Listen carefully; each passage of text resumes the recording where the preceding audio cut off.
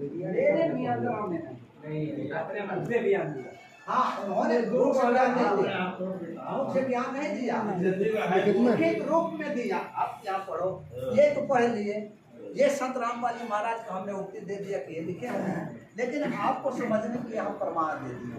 आप यहाँ तो देख सकते हैं, ये भाई कहाँ है, KCROPC 12 सन 2014 अमानत,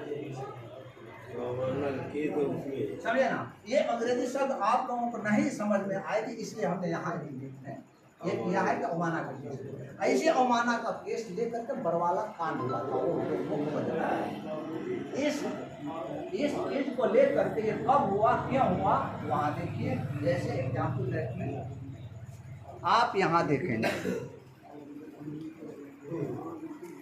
आप यहाँ देखेंगे कि बरवाला कांड है, बरवाला कांड का वजह क्या, तो मुख्य वजह में आप क्या लिखेंगे, यहाँ देखेंगे, सॉरी 14/7/2014 को राष्ट्रीय समाज सेवा समिति द्वारा हिसार कोर्ट कैंपस को कब्जे में लेकर अधिवक्ताओं से पहचान पत्र मांगना एवं कैंपस में प्रवेश होने नहीं देना, ये मतलब उनका ये वजह। और यहाँ प्रमाण हम ये प्रमाण जो मैं बोल रहा हूँ, जो हमारा ये बैनर बोल रहा है, जो हमारा ये वजह है, वह वजह को खोल रहा है।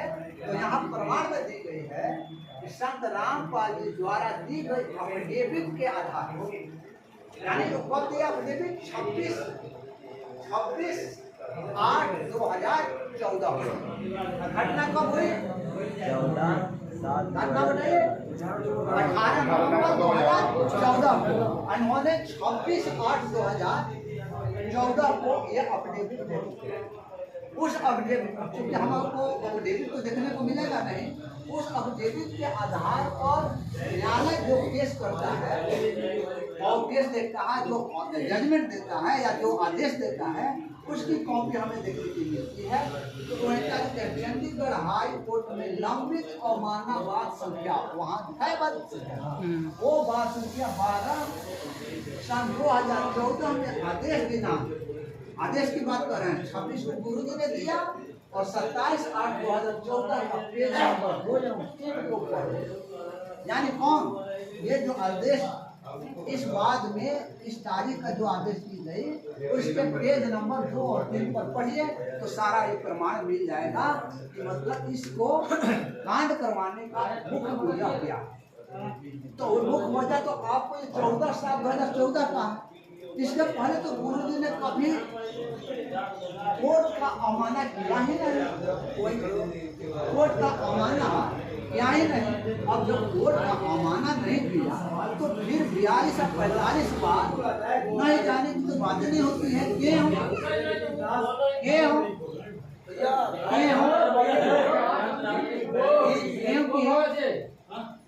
क्योंकि गुरु जी को रोहतक कोर्ट और चंडीगढ़ हाई कोर्ट में पर्सनल बॉन्ड पर और रोहतक कोर्ट ने उनको पर्सनल अटेंडेंस से माफी दे रखा था और सुविधा क्या दिया था कि हिसार कोर्ट में। अब जरा सोचिए कि भाई ये बरवाला कांड हुआ तो हिसार कोर्ट में ही क्यों गए हुए थे, रोहतक कोर्ट में इनकी केस चल रही तो हिसार कोर्ट में क्यों गए हुए, ये प्रश्न उठता है। अब प्रश्न उठता है, इसके बारे में आप इस पर पढ़िएगा तब आपको मालूम हो जाएगा। उस पर साफ लिखा हुआ है कि इनको पर्सनल लिबर्टी से छूट दे दी गई थी।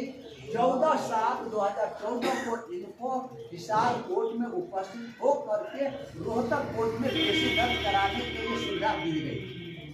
अब रोहतक कोर्ट में केस दर्ज कराने के लिए हिसार कोर्ट में गए, क्योंकि वहाँ पर कोई किसी भी प्रकार का वीडियो कॉन्फ्रेंसिंग के माध्यम से कोर्ट में उपस्थित होने का कोई सुविधा नहीं था, हिसार कोर्ट में ही था। इसलिए उन्होंने हिसार कोर्ट से सुविधा जो मिला था वो इस तारीख को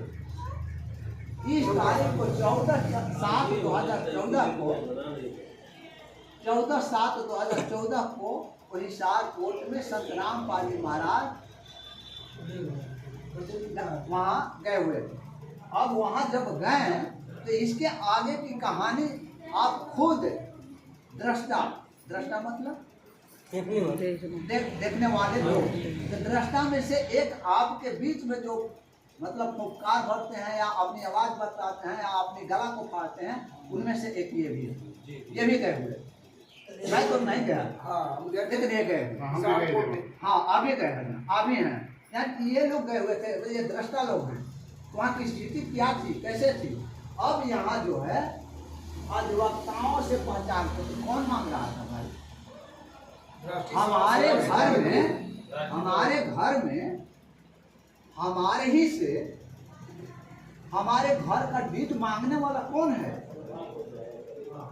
दूसरा आदमी राशि से मेरा घर और मांग रहा आपसे कोई दूसरा है। अब बताने मांग ही नहीं रहा है, वो अवरुद्ध कर रहा है। हमारे एक बहना है ये कृष्णा दासी जी, इनका एक मैटर आया था, हमने देखा, लेकिन इनसे अभी बातचीत उस बिंदु पर नहीं हो पाई है।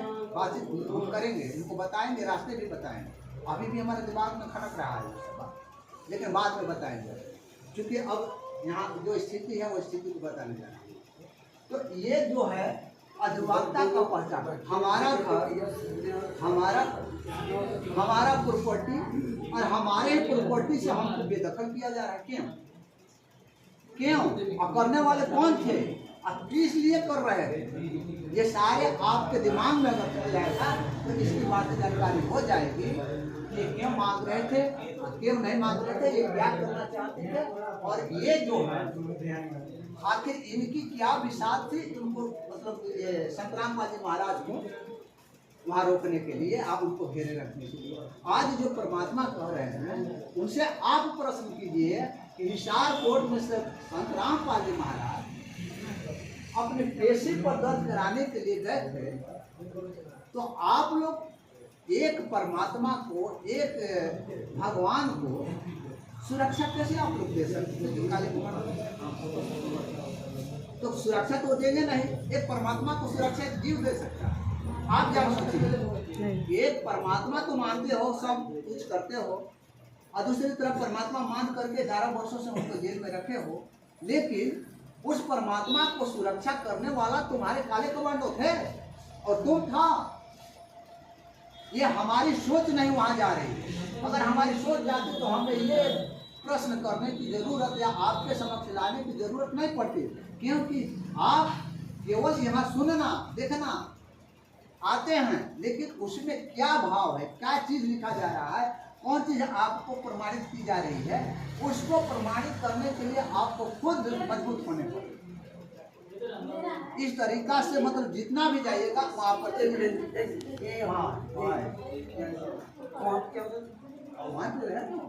हानि